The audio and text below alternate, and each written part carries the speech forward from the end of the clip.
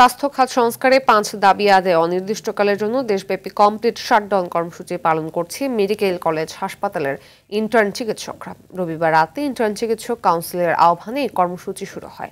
এতে চরম ভোগান্তিতে পড়েছেন হাসপাতালে চিকিৎসা সেবা নিতে আসা রোগী ও স্বজনরা।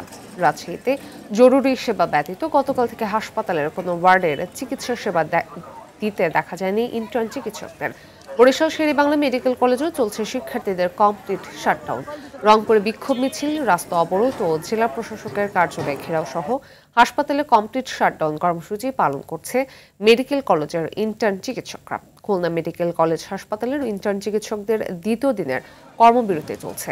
৫ দফা দাবিতে ময়মনসিংহে ক্লাস বর্জন করে বিক্ষোভ করেছে মেডিকেল কলেজ শিক্ষার্থীরা। কুষ্টিয়া মেডিকেল কলেজে ৬ দফা দাবিতে শাটডাউন ও বিক্ষোভ মিছিল সমাবেশ কর্মসূচি পালিত হয়েছে।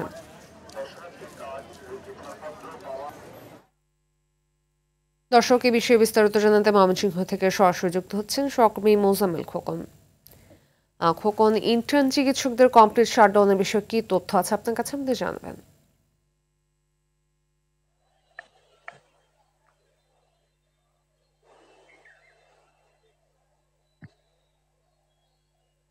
জি, ধন্যবাদ সাবরিনা। আমি এখন কিন্তু দাঁড়িয়ে রয়েছি ময়মনসিংহ যে মেডিকেল কলেজটি রয়েছে সেই মেডিকেল কলেজের সামনে।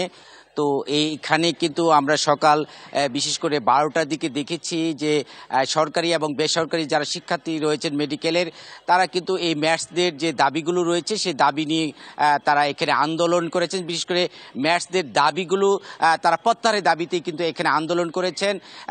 তারা এই প্রত্যাহারের দাবিতে তারা স্মারকলিপি দিয়েছেন এবং বিক্ষোভ করেছেন।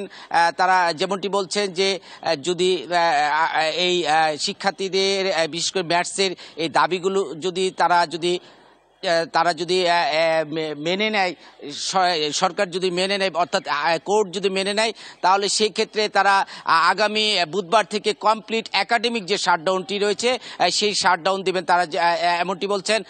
অর্থাৎ তারা আজকে বিশেষ করে 12টার দিকে আমরা দেখেছি যে এখানে ময়মনসিংহ মেডিকেল কলেজের যে ইন্টার্নি শিক্ষার্থী রয়েছেন এবং কমিউনিটি বেজের যে ইন্টার্নি শিক্ষার্থী রয়েছেন, তারা সম্মিলিতভাবেই কিন্তু এখানে কিন্তু তারা বিক্ষোভ করেছেন।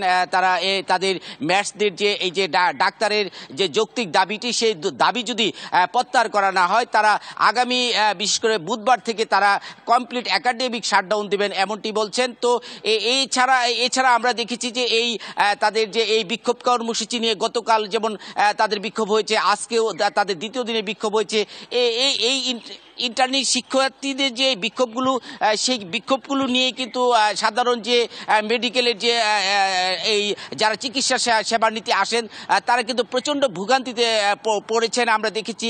তো তারা দাবি করছেন যে অতি দ্রুত কিন্তু এই ইন্টার্নি শিক্ষার্থী এবং ম্যাটসদের যেই দ্বন্দ্বগুলো, সেই দ্বন্দ্বগুলো নিরসন করে এই চিকিৎসার স্বাভাবিক পরিবেশ বিরাজ করবেন এই সব বিশেষ করে মেডিকেল কলেজ হাসপাতালগুলোতে, এমনটি দাবি করছেন এই বিশেষ করে ইন্টার্নি শিক্ষার্থীরা। এই ছিল আমার কাছে ময়মনসিংহ মেডিকেল কলেজ হাসপাতাল থেকে সর্বশেষ। ধন্যবাদ।